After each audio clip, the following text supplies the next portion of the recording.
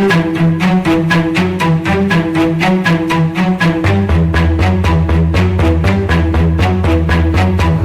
நிறைந்த நண்பர்கள் அனைவருக்கும் வணக்கம். இந்தியா பிரிவினைக்கு யார் காரணம்? இந்தியாவில் பிரிவினை ஏற்பட வேண்டும் என்று நினைத்தவர்கள் யார்? இந்தியா பாகிஸ்தான் பிரிவினையை திட்டமிட்டு நடத்தியவர்கள் யார்? இந்தியா பிரிவினைக்கும் ஜவஹர்லால் நேருவுக்கும் சம்பந்தம் உண்டா? இந்தியா பாகிஸ்தான் பிரிவினைக்கும் மகாத்மா காந்திக்கும் சம்பந்தம் உண்டா? இந்தியா பிரிவினைக்கு மகாத்மா காந்தி ஒப்புக்கொண்டது தவறு என்றும், இந்தியா பிரிவினைக்கு ஜவஹர்லால் நேரு ஒப்புக்கொண்டது தவறு என்றும் இன்றைக்கும் இவர்கள் இருவர் மீதும் விமர்சனம் வைக்கப்படுகிறது. ஆகவேதான் இந்த பதிவில் இன்றைக்கு இந்தியாவில் ஏன் பிரிவினை நடந்தது, இந்தியா என்றும் பாகிஸ்தான் என்றும் இரண்டு நாடுகள் எப்படி பிறந்தது என்பதை பற்றி விரிவாக காண்போம். இந்தியாவுக்கு சுதந்திரம் கொடுக்க வேண்டும் என்ற முடிவுக்கு பிரிட்டிஷ் அரசு வந்ததற்கு பிறகு இந்தியாவிற்கு சுதந்திரம் கொடுக்கின்ற அந்த வேலையை அதுவரை இராணுவ தளபதியாக இருந்த மவுண்ட் பேட்டன் பிரபுவிடம் ஒப்படைத்தது. அதற்கு முன்பு இந்தியாவின் கவர்னர் ஜெனரலாக இருந்த வேவல் பிரபு மாற்றப்பட்டு மவுண்ட் பேட்டன் பிரபு வசம் அந்த பொறுப்பை ஒப்படைத்தது பிரிட்டிஷ் அரசு. பல சுற்று பேச்சுவார்த்தைகளுக்கு பிறகு 1947 மவுண்ட் பேட்டன் பிரபு தனது chief of the staff Ismay பிரபுவை பிரிவினைக்கு, அதாவது இந்திய பாகிஸ்தான் பிரிவினைக்கு அமைச்சரவையில் ஒப்புதல் பெற லண்டனுக்கு அனுப்பினார். இந்த திட்டத்தை மவுண்ட் பேட்டன் பிரபு காங்கிரஸ், முஸ்லிம் லீக் மற்றும் சீக்கியர்களுக்கு மே மாதம் 14ஆம் தேதி சமர்ப்பித்தார் என அறிவிக்கப்பட்டது. ஆனால் நேருவின் சில கருத்துக்கள் காரணமாக ஜூன் 2ஆம் தேதிக்கு அது மாற்றி வைக்கப்பட்டது. குறிப்பிட்ட சில பகுதிகள் நீக்கப்பட்டு திருத்தி எழுதப்பட்ட வாசகத்தை நேருவுக்கு காண்பித்தார்கள். இதற்கு முன்பு கூறிய பல திட்டங்கள் அந்த ஒப்பந்தத்தில் இருந்து மாற்றப்பட்டிருந்ததால் நேரு மவுண்ட் பேட்டன் பிரபுவின் அந்த ஒப்பந்தத்தை நிராகரித்தார். முந்தைய அணுகுமுறை முற்றிலும் மாற்றி அமைக்கப்பட்டு கணம் பொருந்திய ஆங்கில அரசு எடுத்துக்கொண்ட சத்தியம் முழுவதுமே இதில் காணப்படவில்லை. திடத்தன்மை, பாதுகாப்பு, நிலையான ஆட்சி என்பதை தவிர்த்து குழப்பம், கலவரம், பலம் குன்றிய நிலை ஆகியவற்றை தோற்றுவிக்கத்தக்கதாக இருந்தது. அரசாலும் உரிமை மாற்றப்படும் போது பலவிதமான நுட்பமான விவரங்கள் கவனிக்க வேண்டி வரும். ஒருங்கிணைந்த இந்திய மற்றும் அரசியல் நிர்ணய சபைதான் ஆங்கிலேய அரசின் நேரடி வாரிசுகள் என்றும், முஸ்லிம் லீக்கும் பாகிஸ்தானும் பிரிவினைவாதிகள் என நேரு நிரூபிக்க விரும்பினார். அரசாலும் உரிமை பெறும் திட்டம்தான் தீர்வாகும் என்றால் இரண்டு அரசுகளுக்கும் அரசாலும் உரிமை தரப்படும். அந்த பணியில் பி மேனனின் பங்கு முக்கியத்துவம் வாய்ந்ததாகும். பிரிவினை இனி தடுக்க முடியாத ஒன்றாகும். அரசாலும் உரிமை பெறும் திட்டம்தான் தீர்வாகும் என்றால், இறுதியில் அரசாலும் உரிமை பெறும் திட்டம்தான் தீர்வாகும் என்றாலும் கூட இரண்டு அரசுகளுக்கும் அரசாட்சி நடத்தும் உரிமை தரப்படும். அந்த பணியில் பி மேனனின் பங்கு முக்கியத்துவம் வாய்ந்ததாகும். பிரிவினை இனி தடுக்க முடியாத ஒன்றாகும் என்று கூறியவர், நேருவும் காங்கிரசும் ஒருங்கிணைந்த இந்தியா கேட்டதால் வைசாயும் ஆங்கிலேய அரசும் முஸ்லிம் லீக்கின் பக்கம்தான் இருப்பார்கள். பிரிவினை உண்டானால் இந்தியாவும் பாகிஸ்தானும் அரசாலும் உரிமை பெறும். ஆங்கிலேயர்களிடம் முஸ்லிம் லீக்கருக்கு இருந்த செல்வாக்கு மறைந்து காங்கிரஸ் சுதந்திரம் என்ற குறிக்கோளை எட்ட முடியும் என்று மே 1947 விரைவில் அரசாலும் உரிமையை இரண்டு அரசுகளுக்கு மாற்ற நேருவின் ஒப்புதலை மேனன் பெற்ற ஒருங்கிணைந்த இந்தியாவை நேரு வரவேற்றாலும் குறிப்பிட்ட பகுதியில் வெளியே வரவும் வகை செய்யப்பட்டுள்ளது. பட்டேலும் தன்னுடைய ஒப்புதலை தந்ததும் பிரிவினையை காங்கிரஸ் ஏற்றுக்கொண்டது. காங்கிரஸ் காரிய கமிட்டி மற்றும் அனைத்து இந்திய கமிட்டியின் ஒப்புதலையும் பின்னாடி பெற வேண்டியதாக இருந்தது. வாய் மூலமாக ஒப்புதல் அளித்ததை எழுத்து மூலம் முத்திரையிட்டு பெறுவதற்கு ஜூன் 2ஆம் தேதி மாநாடு கூட்டப்பட்டது. கட்சிகளின் ஏகோபித்த ஒப்புதலை பெறும் வகையில் அத்திட்டம் எளிமையாகவும் தெளிவாகவும் இருந்தது. பாகிஸ்தான் கேட்ட பகுதிகளில் வசிப்பவர்களின் விருப்பத்தை தெரிந்து கொள்ள மவுண்ட் பேட்டன் திட்டத்தில் சில வழிகாட்டுதல் நெறிகள் காணப்பட்டன. வங்காளம், சிந்து ஆகிய மாகாணங்களில் அந்தந்த சட்டமன்றங்கள் மாற்ற முடியாத தீர்ப்புகளை வழங்கும் எல்லை மாகாணத்தில் எந்த அரசில் சேர விரும்புகிறார்கள் என்ற வாக்கெடுப்பு நடைபெறும். அதேபோல அசாமில் முஸ்லிம்கள் அதிக அளவில் வசிக்கும் சில்கட்டிலும் வங்காளம் பிரிவினையை ஏற்குமானால் அது பாகிஸ்தானின் கிழக்கு வங்காளத்துடன் சேர்க்கப்படும். ஜூன் 1948க்குள் அதிகார மாற்றத்திற்கு அந்தந்த அரசியல் நிர்ணய சபை பணிகளை மேற்கொள்ளும் என்றும், காமன்வெல்த்தில் இறைந்திருப்பதா வேண்டாமா என்று அது தீர்மானிக்க வேண்டும் என்றும் அந்த திட்டம் கூறியது. ஜூன் 3ஆம் தேதி கட்சி தலைவர்கள் இந்திய பிரிவினை பற்றி மக்களுக்கு தெரிவித்தார்கள்.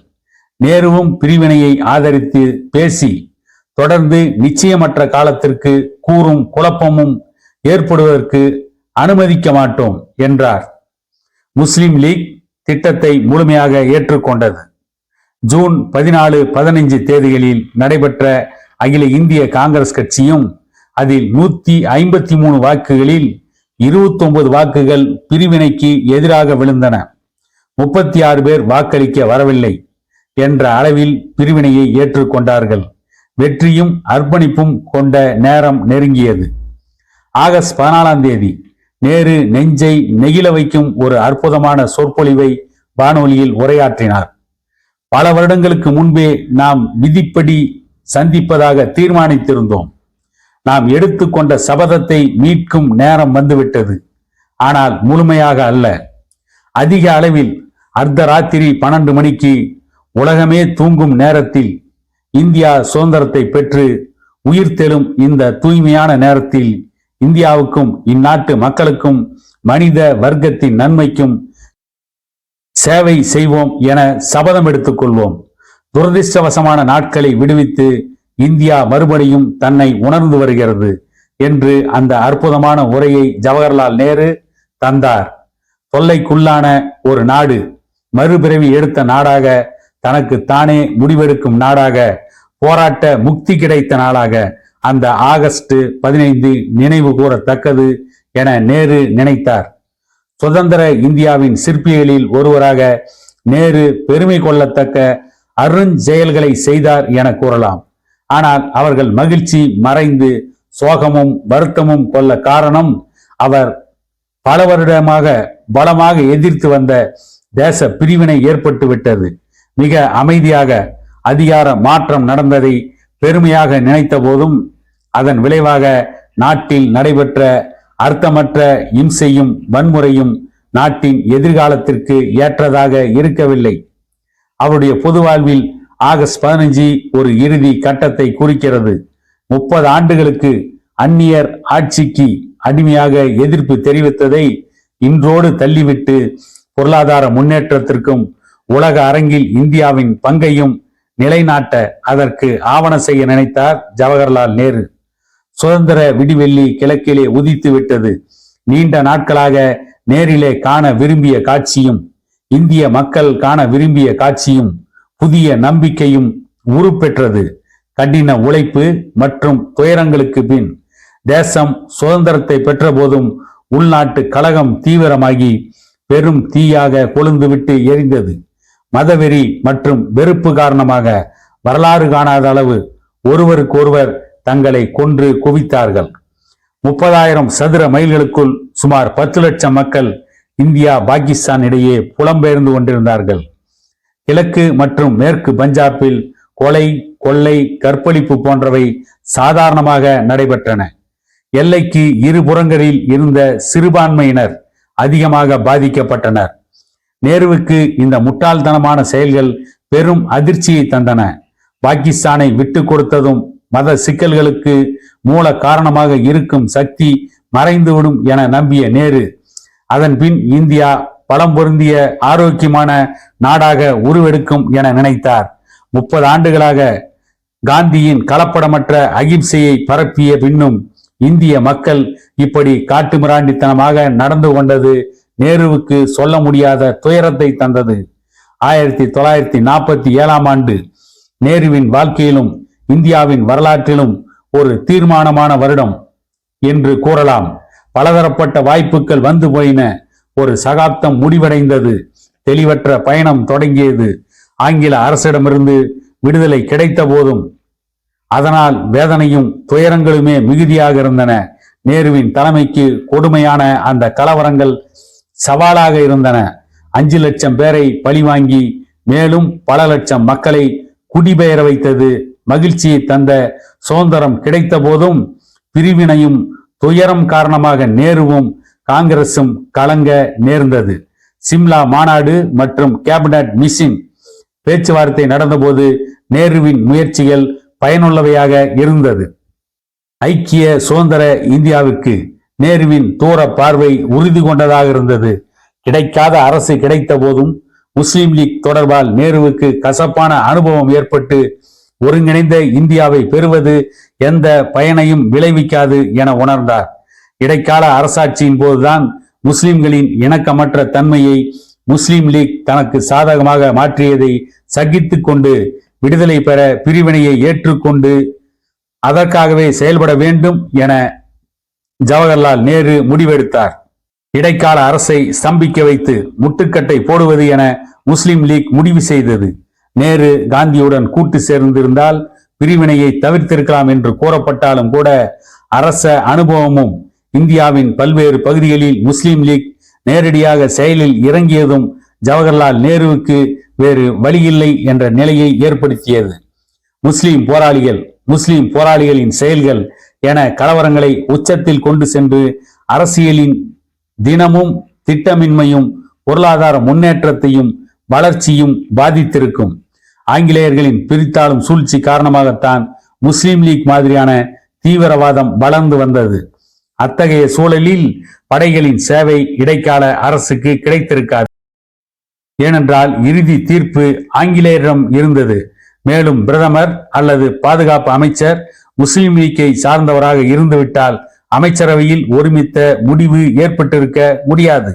இந்தியா பிரிவினை இல்லாமல் இருந்தாலும் தேசிய மொழி, தேசிய கலாச்சாரம், தேசிய உடை, இன மனப்பான்மை குறித்த தீர்க்கப்படாத பிரச்சனைகள் இருந்திருக்கும். முப்படைகள், காவல்துறை மற்றும் ஒவ்வொரு துறையிலும் சரியான பிரதிநிதித்துவம் தரப்பட வேண்டும் என முஸ்லிம் லீக் கேட்டிருக்கும். தனித்தனியான வாக்காளர்கள் என ஆங்கிலேயர்கள் வழிவகுத்த சூழ்ச்சியை தவிர்க்க முடியாமல் போயிருக்க கூடும். பிரிவினை இல்லாத இந்திய மக்கள் இந்தியா மதச்சார்பற்ற நாடு என்பதை ஏற்றுக்கொள்ளவே தயக்கம் காட்டி இருப்பார்கள். இத்தகைய காரணங்களுக்காகத்தான் பிரிவினையுடன் கூடிய விடுதலைக்கு ஜவஹர்லால் நேரு ஆதரவு தந்தாரே தவிர இந்தியா பாகிஸ்தான் என 2 நாடுகளாக பிரிய வேண்டும் என்று எந்த இடத்திலும் மகாத்மா காந்தியோ ஜவஹர்லால் நேரு அவர்களோ நினைக்கவில்லை. அதற்கான எந்த செயலிலும் அவர்கள் ஈடுபடவில்லை. ஆனால் இன்றைக்கு ஜவஹர்லால் நேருவும் மகாத்மா காந்தியும் தான் இந்தியா பாகிஸ்தான் பிரிவினைக்கு காரணம் என்று இல்லாத கட்டு கதைகளை கூறுவதை பற்றி விளக்குவதற்காகத்தான் இந்த பதிவு. இந்தியா பாகிஸ்தான் பிரிவினைக்கு அதிக தீவிரத்தை காட்டியவர் முகமது அலி ஜின்னாவும் முஸ்லிம் சமூகத்தின் பல தலைவர்களும் தானே தவிர அதற்கும் காங்கிரஸ் கட்சிக்கும் ஜவஹர்லால் நேருவுக்கும் மகாத்மா காந்திக்கும் இந்த பிரிவினையில் எந்த விருப்பமும் இல்லை. அவர்களுக்கு விருப்பம் இல்லாமலேயேதான் இந்தியா பாகிஸ்தான் பிரிவினை ஏற்பட்டது என்பதற்கு இந்த வரலாறு ஒரு முக்கிய பங்களிப்பை தரும் என கூறி மீண்டும் இதை போன்ற ஒரு பதிவில் உங்களை சந்திக்கும் வரை உங்களிடமிருந்து விடை பெறுகிறேன்.